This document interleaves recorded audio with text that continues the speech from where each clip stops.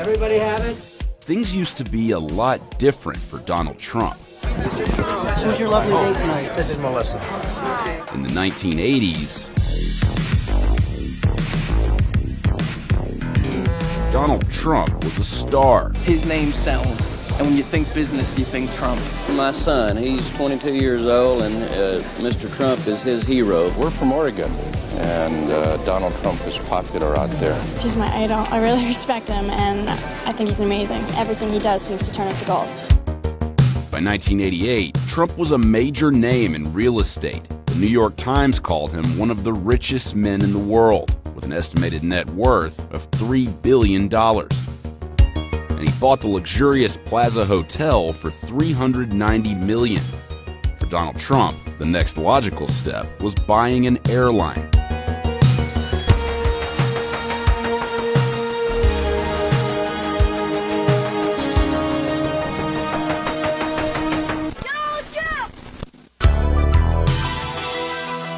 The Trump Organization was a holding company with various assets. Those assets included hotels, apartment buildings, and other real estate assets.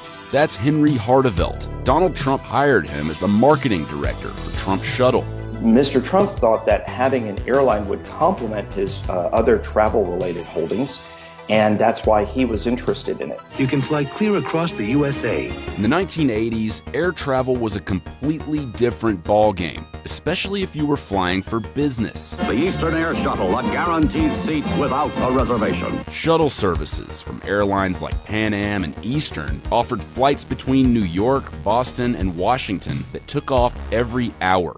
In 1988, a workers' strike at Eastern drove the airline to a halt. There was an open auction for the shuttle. Several different airlines submitted bids. At the end, it became the Trump Organization and America West, and the Trump Organization prevailed. Trump secured $365 million from a consortium of banks to make a bid for the Eastern Shuttle. After a meeting with airline owner Frank Lorenzo at Trump's Plaza Hotel, the deal was done, and Trump Shuttle was born.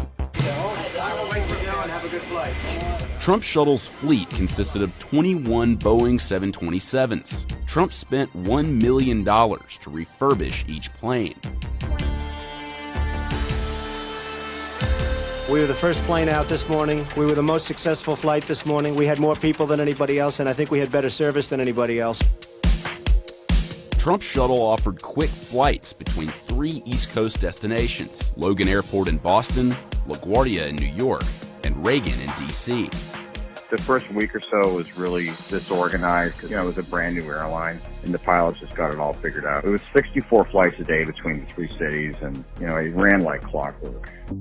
Trump's purchase of the Eastern Shuttle created over 1,000 new jobs, many of which were filled by Eastern employees out of work due to the strike.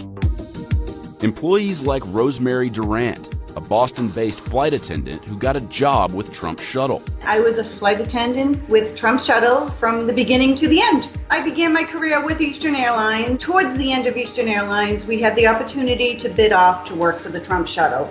It was strictly a lottery system. It was an opportunity to continue flying, continue getting a paycheck. I had a place to go. I had a job that I loved. I got to continue working. He saved us. We're going to really be a good competitor, and I think it's going to be a lot of fun. So the primary competitor that we flew against was Pan Am. Pan Am Shuttle, and a very, very fine competitor to have because Pan Am forced us to bring our A game to the shuttle market. In true Trump fashion, he soon went after his competition. I love competing against Pan Am. If you've got to compete, Pan Am is the one you want to compete against. Trump didn't just troll Pan Am at press conferences. He also poached their talent, hiring former Pan Am Shuttle president Bruce Nobles to run Trump Shuttle. Safety. Everyone says, don't even ever mention safety. I want to mention safety. To me, it's very important. The safety is #1 priority. There is an unwritten rule in the airline business. You never attack another carrier's maintenance and safety. Mr. Trump attacked Pan Am's maintenance, and that's just something you don't do. Trump suggested that Pan Am's financial struggles might jeopardize the airline's safety, and his remarks soon came back to bite him. And this represents one of the fleet of your new shuttle service from here to where? Watch this, Don. Whoa, my God! Whoa! In August of 1989, a Trump shuttle flight made an emergency landing in Boston when the plane's front landing gear malfunctioned. No one on board was hurt, but Trump shuttle's trouble was just beginning. Smoke rising from the barracks where the Royal Guard still held out. The invasion of Kuwait in 1990 and the subsequent Gulf War sent oil prices skyrocketing, and the United States was on the brink of a recession.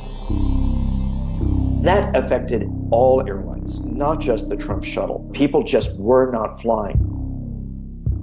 As far as the Trump shuttle became concerned, the bankers said, hey, look, this is not financially sustainable. It became clear that the Trump shuttle would not grow as an airline.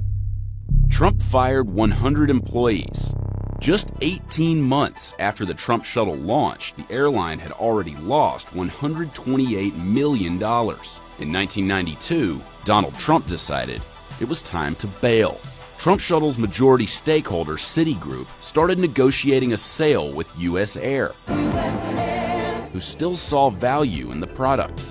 Donald Trump claimed he didn't lose money on the shuttle. He told the Boston Globe, "I'm smart. I got out at a good time." It seems like he kind of just washed his hands of it, said the airline business is very tough, and moved on to whatever was next. As for Trump shuttle employees, many of them kept their jobs and transitioned to becoming employees of the newly named U.S. Air shuttle. It really wasn't a failure. I think it was pretty successful. I mean, Trump saved our careers. I mean, absolutely. They really took care of their employees. My wife, who had breast cancer, the CEO of the company, he said, "Hey, any bills that aren't covered, just leave it on my desk." I left some bills on those desks. It was like, I don't know, a $30,000 pharmacy bill. You know, that's how I was treated. And so I'm sure that came down from Trump. I don't have anything bad to say.